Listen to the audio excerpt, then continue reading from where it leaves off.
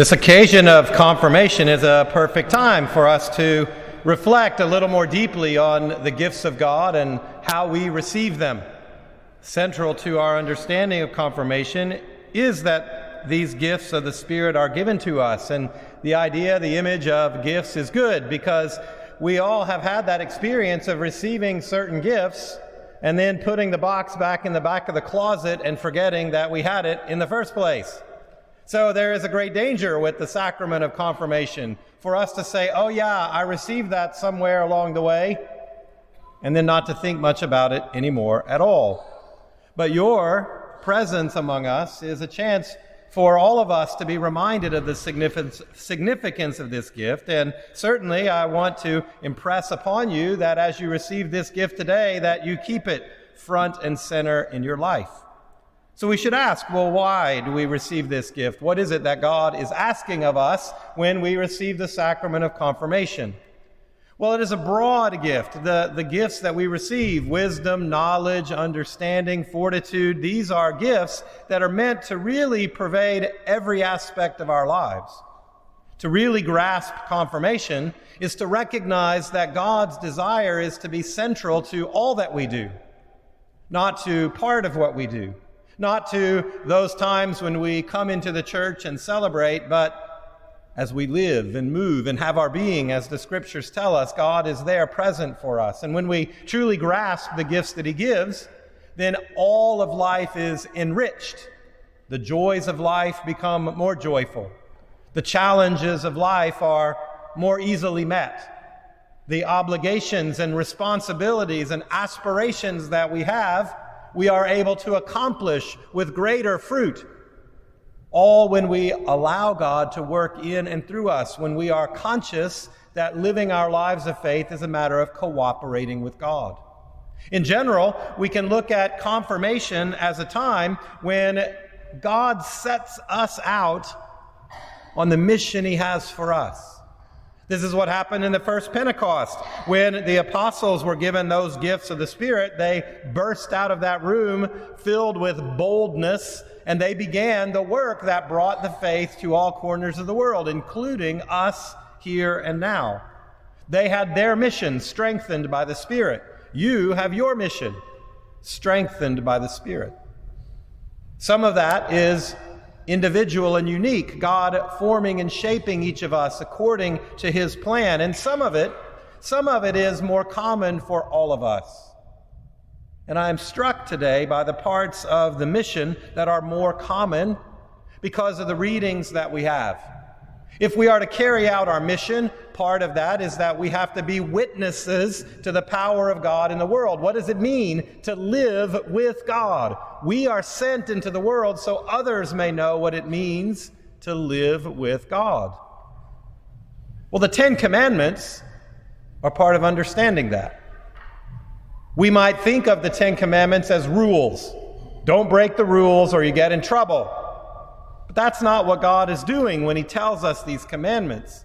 He's saying that if you want to live according to who you are, if you want to be a person that understands your very identity, that becomes a witness in the world, well, living like this, these are the conditions for living well.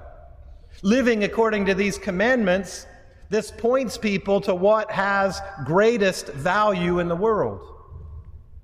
When people look at us and they see that we are people who intentionally work to avoid lying and cheating and stealing, well, then we hold up a different way of life.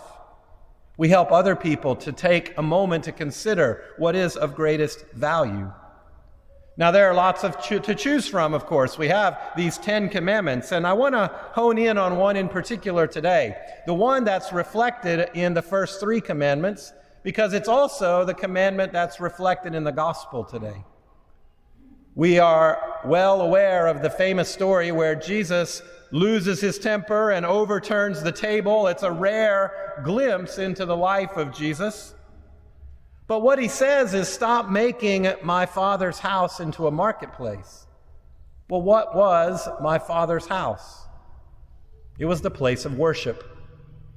The first 3 commandments call us to worship, To say you have no strange gods before me, do not worship something else, worship me. Do not have other images that you bow down before, they lead you astray, worship me. Keep holy the Sabbath, recognize that this is a day to be brought into the life of God through worship. The temple was a place of worship, and the people had twisted the place itself, and they had begun to value the money that they were gaining in that place and losing sight of what it means to worship. And so we need to understand what it means to worship. Part of your receiving the sacrament of confirmation is committing yourself to walking with God. Well, one of the basic commandments in our church is go to Mass on Sunday, worship God. And so we need to raise the profile of our understanding of that. Sometimes when we examine our lives according to the commandments, we give ourselves a pass pretty quickly and say, well, I haven't killed anybody, so I'm okay. We tend not to ask, have I really worshiped God?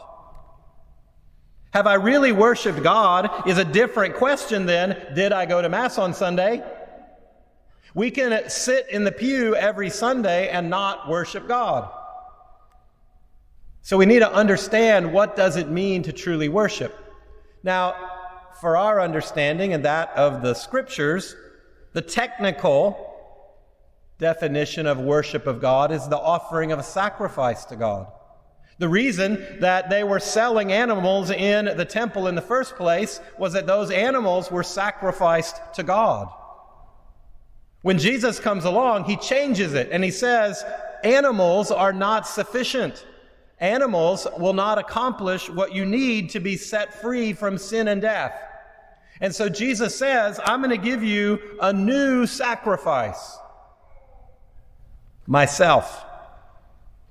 When he dies on the cross, he replaces all those animals and says, I will offer myself to the Father.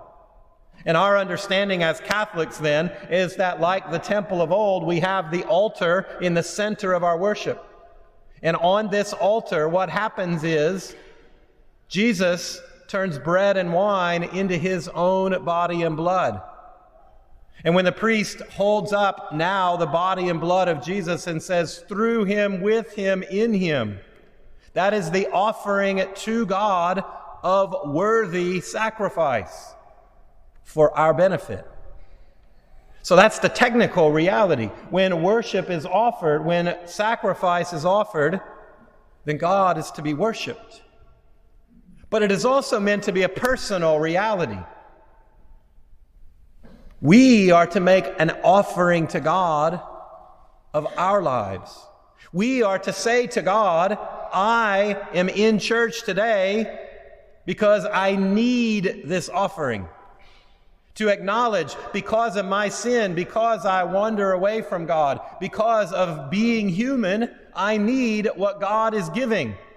And so to really worship is to pay attention.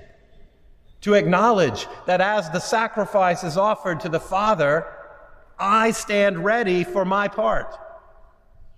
I allow the grace of God to come into my life. And so to really worship God is both to be present as the priest does his part, but to be present mentally and in our focus.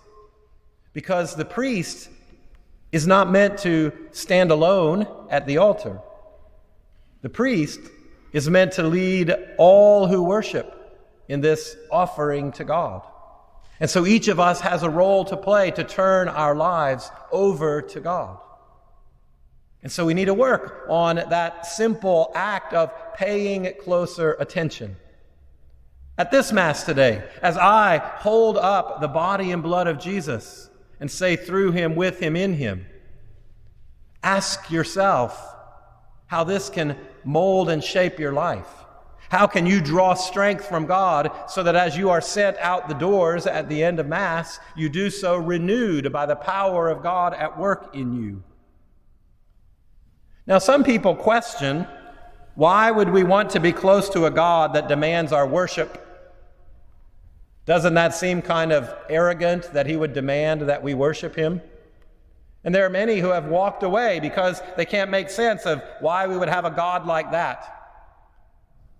But part of our basic belief about God is that because God created us in the first place, He loves us and He knows us. This is crucial to our relationship with God. He knows us and He loves us. In fact, at the end of this gospel today, Jesus points out very clearly that He knows human nature. He realizes what we're like, and He loves us anyway. So because He knows us and He loves us, He calls us into worship not because He needs it, but because we need it. We are given a commandment to worship because by design, we are made to give our hearts to something. And so whether we want to admit it or not, there are things in our life that we worship, things that we sacrifice to, things that we are willing to give time and energy and effort to because they're important to us. That's worship. And so when God challenges us to worship God alone, it's to say, I give my heart more fully to God.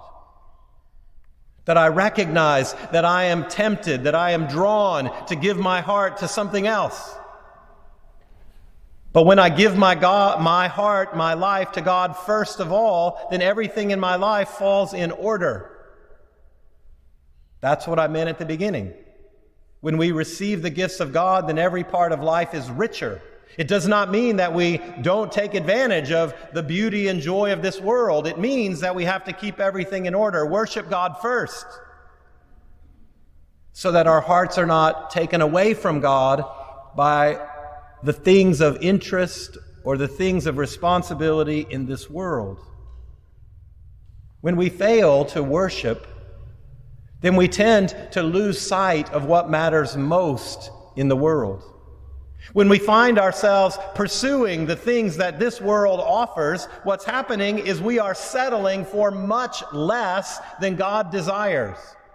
Because everything in this world, no matter how good, no matter how appealing, no matter how much joy it brings, it will come to an end. It will be taken away. But the things of God endure forever. The things of God are those that will last even after death. And so when we live this life worshiping God, well, then we are prepared to be with God forever. When we turn away from God to worship the things of this world, we eventually lose everything. And so the invitation of our readings today is to worship God, to place God first as our highest priority, and in our act of worship to receive from God everything we need to find meaning in our life, to discover our mission, to use the gifts that He gives to us. And so as you come before us all in just a moment now for this sacrament of confirmation, this is our prayer, that we will understand what God offers, that we will receive the gifts as He intends, that we will allow Him to shape and mold our lives so that we stand as witnesses to what matters most, to what has greatest value, that we will listen to Jesus that says, do not turn my Father's house into a marketplace. Instead, come and worship me. Give me your heart, and I will give you life in return. And so, our prayer is that this will shape your life from here on out, but also that we who have already received this gift from God may retrieve it from the closet and live more fully as God has made us to be.